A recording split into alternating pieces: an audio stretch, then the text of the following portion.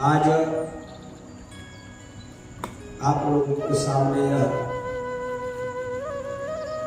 कथा आती है जो हरितालिका तीज का व्रत है। यह माताओं के लिए बताया गया है और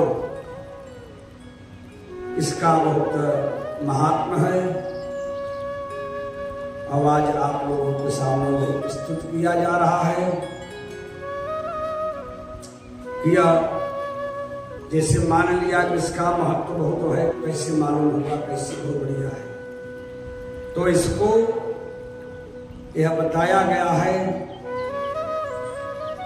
किसने किया उसका परिणाम उसको प्राप्त होगा। भगवान शिव मां पार्वती का पूजन इत्यादि करने के बाद सूत जी कहते हैं जैसे भगवान की पूजा मंदार इत्यादि माला से जिन पार्वती जी का केश पास अलंकृत है और मुंडों की माला से जिन शिव जी की जटा अलंकृत है और जो पार्वती जी के दिव्य वस्त्र धारण किए, जो शिव जी दिगंबर हैं और श्री पार्वती जी तथा शिव जी को मैं प्रणाम करता हूं। यह सूत जी के द्वारा यह कथा बताई गई है। उन्होंने प्रणाम करने के बाद यह रमणीय कथा रमणी कैलाश पर्वत पर के शिखर पर बैठी हुई मां पार्वती जी कहती हैं कि हे महेश्वर, हमें कोई गुप्त व्रत या पूजन बताइए जो सब धर्मों में सरल हो और जिसमें परिश्रम भी कम करना पड़े लेकिन फल अधिक मिले। हे नाथ, यदि आप मुझ पर प्रसन्न हो तो यह विधान बताइए। हे प्रभु, किस तप व्रत या दान से आज मध्य और अंत रहित आप जैसे महाप्रभु हमको प्राप्त हुए हैं। शिव जी बोले, हे देवी सुनो, मैं तुम्हें एक व्रत जो मेरा सर्वस्व और छिपाने योग्य है लेकिन तुम्हारे प्रेम के वशीभूत होकर मैं तुम्हें यह व्रत बताता हूं। जैसे नक्षत्रों में चंद्रमा, ग्रहों में सूर्य और वर्णों में ब्राह्मण, देवताओं में विष्णु और नदियों में गंगा, पुराणों में भागवत, वेदों में सामवेद, इंद्रियों में मन श्रेष्ठ, सब पुराण वेदों का सर्वस्व जिस तरह कहा गया है, मैं तुम्हें एक प्राचीन कथा बतलाता हूं और इसे एकाग्र मन से सुनो। जिस व्रत के प्रभाव से तुमने मेरा आधा आसन प्राप्त किया है वह मैं तुमसे बतलाऊंगा, क्योंकि तुम मेरी प्रियसी हो। भाद्रपद यानी भाद्र मास के शुक्ल पक्ष हस्त नक्षत्र से युक्त शुक्ल तृतीया को तिथि उसका अनुष्ठान मात्र करने से स्त्रियां सब पापों से मुक्त हो जाती हैं।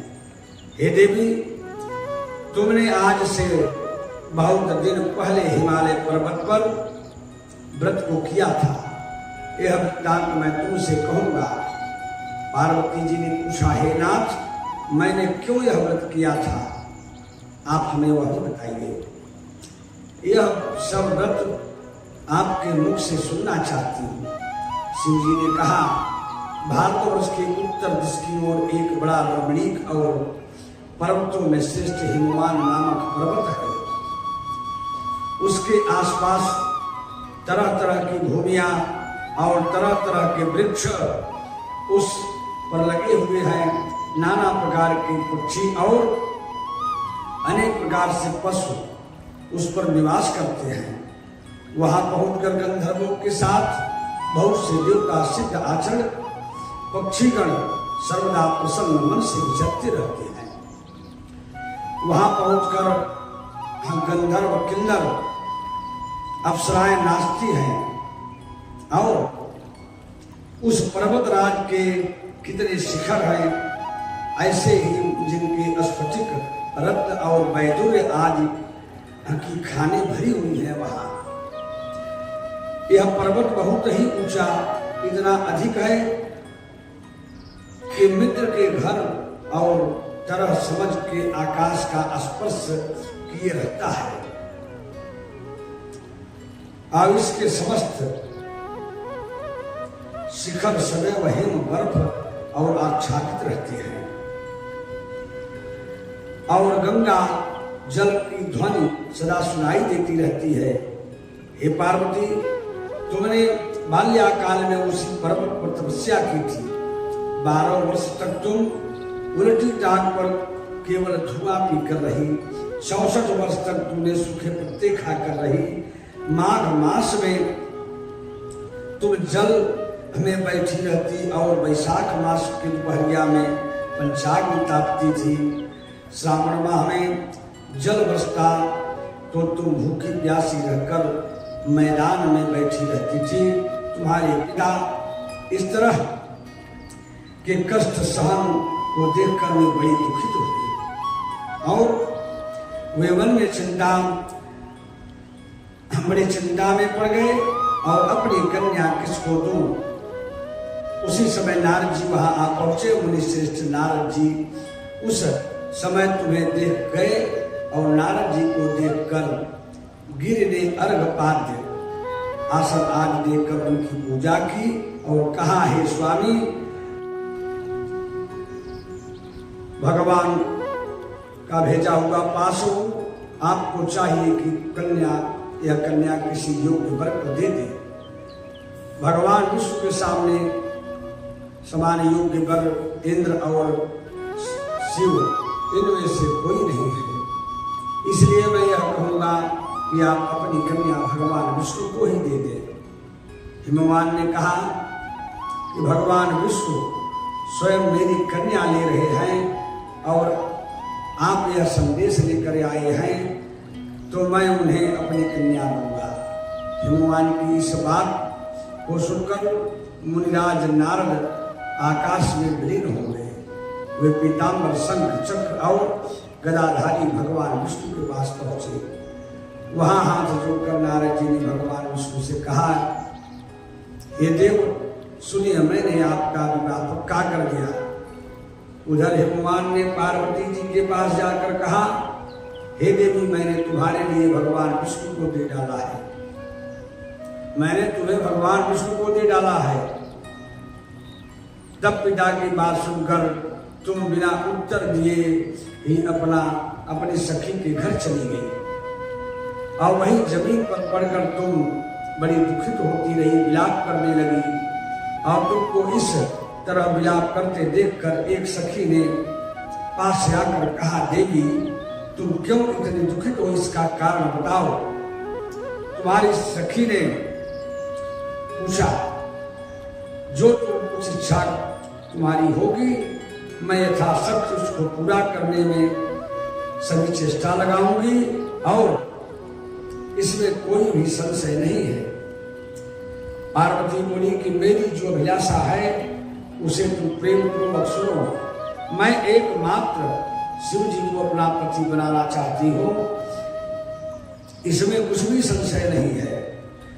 और मेरे इस विचार को जो पिताजी ने ठुकरा दिया, इससे मैं अपने शरीर को त्याग दूंगी। पार्वती की इस बात को सुनकर सखियों ने कहा कि शरीर का त्याग न करो, चलो किसी ऐसे वन में चलो जहाँ पिता को पता न लगे। ऐसी सलाह तुम कर तुम वैसे वन में जा पहुंची। उधर तुम्हारे पिता के घर तुम्हें खोजने लगे। दूतों के द्वारा भी खबर लगने लगा, तुम कौन देवता या किन्नर मेरी पुत्री को हर ले गया। उसका खोज किया जाने लगा कि क्या कहीं उसको लेकर तो कोई नहीं चला गया। और उन्होंने मन ही मन कहा कि मैं नारद जी के आगे प्रतिज्ञा कर चुका हूँ अपनी कन्या में भगवान विष्णु को देंगे। और ऐसा सोचते सोचते हिमवान मूर्छित होकर पृथ्वी पर गिर पड़े। और गिरिराज को मूर्छित देखकर सब लोग हाहाकार करके दौड़ पड़े। और जब होश होगा तो सब पूछने लगे कि हे गिरिराज, आपकी मूर्छा का कारण बताओ। हिमवान ने कहा कि आप लोग मेरे दुख का कारण सुनो। न मालूम कौन मेरी कन्या को हर ले गया। ऐसा नहीं हुआ कि तुम उसे किसी काले सांप ने काट लिया, किसी सिंह ने खा गया। हाय हाय करते हुए किसी दूसरे ने मेरी पुत्री को मार डाला। ऐसा कहो वायु के झोंके से कांपते हुए वृक्ष के समान कांपने लगे। ऐसे इसके बाद हिमवान तुम्हें वन खोजने लगे। वह वन भी सिंह, भालू, हिंसक जंतुओं से बड़ा भयानक हो रहा था। तुम भी अपनी सखियों के साथ उस भयानक वन में चलती चलती एक ऐसी जगह पर जा पहुंची जहां एक नदी बह रही थी। उसके रमणीय तट पर एक बड़ी सी कंदरा थी। तुमने उसी कंदरा में आश्रम बना लिया और मेरी एक बालुका बनाई प्रतिमा, बालू की प्रतिमा बनाई जो पार्थिव कहा जाता है। और अपनी सखियों के साथ निराहार रहकर मेरी आराधना करने लगी। जब भादव शुक्ल पक्ष तृतीया हस्तयुक्त तृतीया तिथि प्राप्त हुई तब तुमने मेरा विधिवत पूजन किया और रात भर जाकर गीत वाद और मुझे प्रसन्न करने के लिए बिताया। उस व्रतराज के प्रभाव से मेरा आसन डगमगा उठा, जिससे मैं तत्काल उस स्थान पर जा पहुंचा जहां तुम अपनी सखियों के साथ रहती थी। वहां पहुंचकर मैंने तुमसे कहा कि मैं तुम पर प्रसन्न हूं, क्या चाहती हो? तुमने कहा कि मेरे देव, यदि आप मेरे ऊपर प्रसन्न हैं तो मैं आपको अपने वर के रूप में, पति के रूप में मैं चाहती हूं। आपने मेरी इस बात को सुनकर तथास्तु कहे और मां पार्वती की वाणी को सुनकर भगवान शिव जी तथास्तु कहकर कैलाश पर चले गए। और वह प्रतिमा आपने नदी में प्रवाहित कर दी। कौन सी जो पार्थिव बनाया जाता है वह प्रवाहित कर दी और सखियों के साथ उस महाव्रत का पारण किया। हिमवान भी तब तक उस वन में तुम्हें खोजते हुए आ पहुंचे। चारों दिशाओं में तुम्हारी खोज करते करते व्याकुल हो चुके थे। इसलिए तुम्हें आश्रम के समीप पहुंचते पहुंचते उन्होंने गिर पड़े। थोड़ी देर बाद नदी के तट पर दो कन्याएं देखी और देखते ही उन्होंने तुम्हें छाती से लगा लिया और बिलख कर रोने लगे। फिर पूछा कि पुत्री, तुम सिंह व्याघ्र। शिवजी पार्वती जी से कहते हैं कि हे देवी, मैं स्त्री जात की भलाई के लिए यह उत्तम व्रत बतलाया हूं। जो स्त्री अपने सौभाग्य की रक्षा करना चाहती है वह यत्न पूर्वक इस व्रत को करे। पहले केले के खंभे आज से सुशोभित एक सुंदर मंडप बनावे। उसमें रंग बिरंगे रेशमी कपड़ा को चदवा यानी चादरी लगाकर चंदन आज से सुगंधित करे। द्रव्यों से वह मंडप लिपवावे और फिर शंख, मेरे मृदंग, बिरंगे रेशमी कपड़ों से चदवा लगवाकर चंदना से सुगंधित द्रव्यों से मंडप लिपवावे। फिर शंख, मेरे मृदंग आज बजाते हुए बहुत से लोग एकत्रित होकर तरह तरह के मंगलाचार और गाते हुए, पढ़ते करते हुए मंडप में पार्वती जी की तथा शिव जी की प्रतिमा स्थापित करें। उस रोज दिन भर उपवास कर बहुत से सुगंधित फूल, गंध और मनोहर धूप, नाना प्रकार के नैवेद्य आज एकत्रित कर मेरी पूजा करे और रात भर जागरण करे। ऊपर जो वस्तुएं गिनाई हुई हैं उनके अतिरिक्त नारियल, सुपारी और जमीनी नींबू और लौंग, अनार, नारंगी आदि जो फल प्राप्त हो सके उन्हें इकट्ठा कर लो और उस ऋतु में जो फल तथा फूल मिल सके विशेष रूप से रखे। इसके बाद धूप दीपादि से पूजन कर प्रार्थना करें, हे शिवे, हे शिव रूपिणी, हे मंगले, सब अर्थों को देने वाली हे देवी, हे शिव रूपे आपको नमस्कार है। हे देवी आपको सदा के लिए नमस्कार है। हे ब्रह्म रूपिणी आपको नमस्कार है। हे जगद्धात्री आपको नमस्कार है।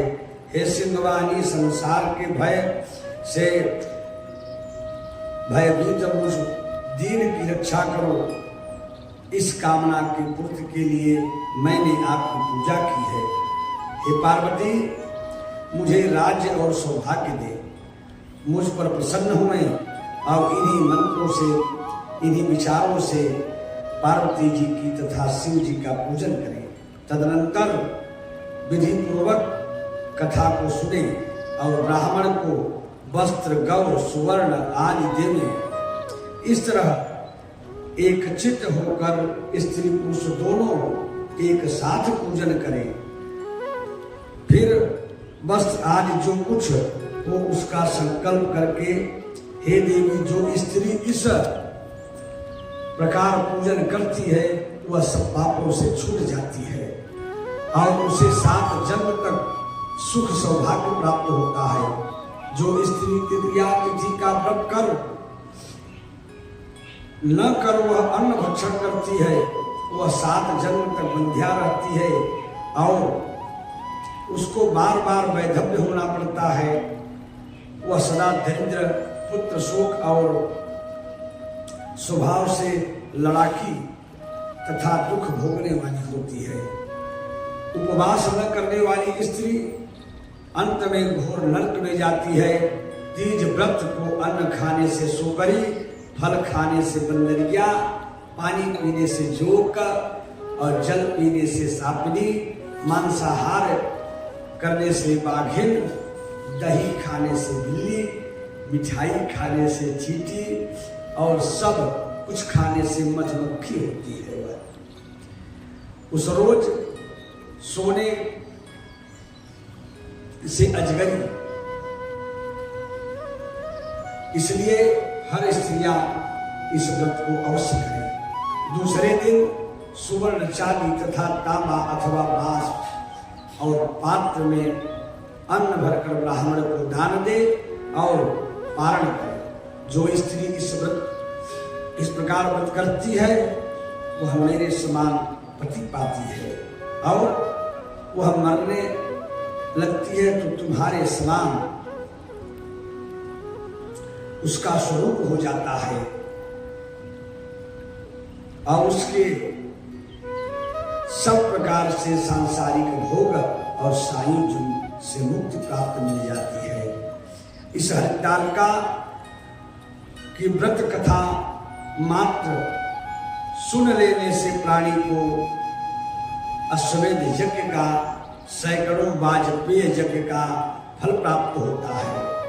हे देवी, यह मैंने व्रतों ने उत्तम व्रत बतलाया और जिसके करने से प्राणी सब पापों से छूट जाता है और इसमें कोई संशय नहीं है। और एक बार बोलिए श्री अर्धनारीश्वर महादेव भगवान की जय। आज जो यह पूजन है हरितालिका बड़ी तीज का यह जो व्रत है, इसमें बहुत सी बातें यूट्यूब के द्वारा, मोबाइल के द्वारा जो बताया जाता है कि कोई कहता है कि दोपहर तक पूजन कर लीजिए, ऐसी कोई बात नहीं है। जैसे पहले परंपरा की भांति यह शाम को जो पूजन किया जाता है वह शाम को ही यह पूजन किया जाएगा। यह मोबाइल में जो अनेक भांति भांति के यह आ जाता है, लेकिन मेरा जो शास्त्र पंचांग कहता है उसी के अनुसार मैं यह निवेदन करता हूँ कि जो पूजन किया जाएगा वह उसी समय किया जाएगा।